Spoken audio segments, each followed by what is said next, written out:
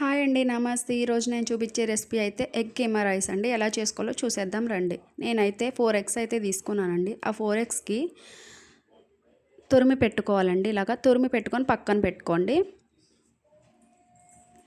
తర్వాత ప్యాన్ పెట్టి pan heat అయ్యాక 2 స్పూన్స్ ఆయిల్ అయితే పోసుకోవాలండి. పోసుకొని ఆయిల్ కూడా హీట్ అయిన తర్వాత పచ్చిమిర్చి ముక్కలు అయితే వేసుకోవాలండి. చూసారా, ఇలా వీడియోలో చూపిస్తున్నట్టు పచ్చిమిర్చి ముక్కలు అయితే వేసుకోవాలండి. వేసుకొని అవి కూడా మంచిగా వేయించుకోవాలండి. ఇలా వేయించుకున్న తర్వాత ఒక కప్పు ఆనియన్ ముక్కలు అయితే వేసుకోవాలండి. ఆనియన్ ముక్కలు కూడా మంచిగా వేయించుకోవాలండి. బాగా బ్రౌన్ కలర్లో వచ్చేలా వేయించుకోవాలండి. చూసారా, ఇలా వీడియోలో చూపిస్తున్నట్టు మంచిగా వేయించుకోవాలి. వేయించుకున్న తర్వాత కొద్దిగా కరివేపాకు అయితే వేసుకోవాలండి. కరివేపాకు ఎందుకంటారా, స్మెల్ కోసం అండి. చాలా బాగుంటుంది స్మెల్ అయితే. ఇలా అది కూడా వేయించుకున్న తర్వాత మంచిగా చూసారా, వీడియోలో చూసారా ఎంత మంచిగా వేగిందో. వేగిన తర్వాత ఓ 2 స్పూన్స్ అల్లం వెల్లుల్లి పేస్ట్ అయితే వేసుకోవాలండి. వేసుకొని అది కూడా మంచిగా పచ్చి వాసన పోయేంత వరకు వేయించుకోవాలండి. అప్పుడే టేస్ట్ అనేది సూపర్ ఉంటుందండి. బాగా ముక్కలకు అనేది పట్టేలాగా వేయించుకోవాలండి. అల్లం వెల్లుల్లి పేస్ట్ అయితే పచ్చి వాసన మొత్తం పోవాలండి. అప్పుడే బాగుంటుందండి టేస్ట్. చూసారా, ఇలా బాగా వేయించుకున్న తర్వాత 1 కప్ అయితే టమాటా ముక్కలు కూడా వేసుకోవాలండి.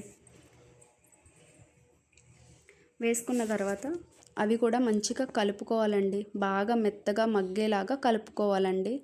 బాగా మెత్తగా మగ్గితేనే టమాటా ముక్కలు అనేది మంచిగా టేస్ట్ వస్తుందండి. చూసారా, వీడియోలో చూపిస్తున్నట్టు ఇలా బాగా మగ్గిపోయిన తర్వాత తగినంత సాల్ట్ వేసుకోవాలండి. సాల్ట్ వేసుకున్న తర్వాత 2 స్పూన్స్ కారం అయితే వేసుకోవాలండి. కారం కూడా వేసుకున్న తర్వాత కొద్దిగా పసుపు కూడా వేసుకోవాలండి.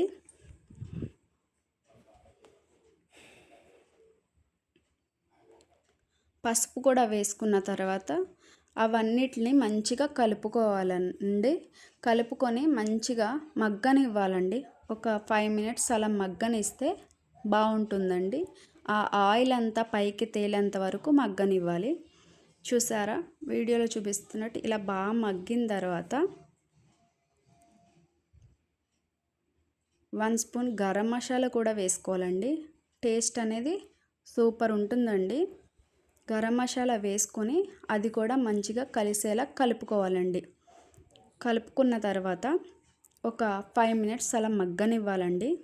చూసారా, వీడియోలో చూపిస్తున్నట్టు ఇలా బాగా మగ్గిన తర్వాత ఆయిల్ అంతా పైకి తేలిన తర్వాత మనం ముందుగా పక్కన పెట్టుకున్న ఎగ్ తురుము కూడా వేసుకొని అది కూడా మంచిగా కలుపుకోవాలండి, మొత్తం కలిసేలాగా. అప్పుడే బాగుంటుందండి. అదంతా కలిస్తేనే సూపర్గా ఉంటుందండి టేస్ట్ అనేది. చూసారా, ఇలా వీడియోలో చూపిస్తున్నట్టు మొత్తం కలుపుకోవాలండి. కలుపుకున్న తర్వాత మనం ఉడికించిన రైస్ ఉంటుంది కదా, అది వేసుకొని కూడా మంచిగా కలుపుకోవాలండి. చూసారా, ఇలా వీడియోలో చూపించినట్టు ఉడికించిన రైస్ వేసుకొని మంచిగా కలుపుకోవాలండి. మొత్తం రైస్ అనేది మొత్తం ఆ మసాలాకి పట్టేలా మొత్తం కలుపుకోవాలండి. కలుపుకొని మంచిగా చూసారా, వీడియోలో చూపిస్తున్నట్టు ఇలా మంచిగా కలుపుకోవాలండి. ఇదేనండి ఈరోజు నేను చూపించే ఎగ్ కీమా రైస్. చాలా టేస్టీగా బాగుంటుందండి. 5-10 మినిట్స్లో అయిపోతుందండి. అలాగే వెళ్తూ నా వంటిల్లు ఛానల్ కూడా సబ్స్క్రైబ్ చేసుకోండి, షేర్ చేయండి, లైక్ చేయండి. బాయ్.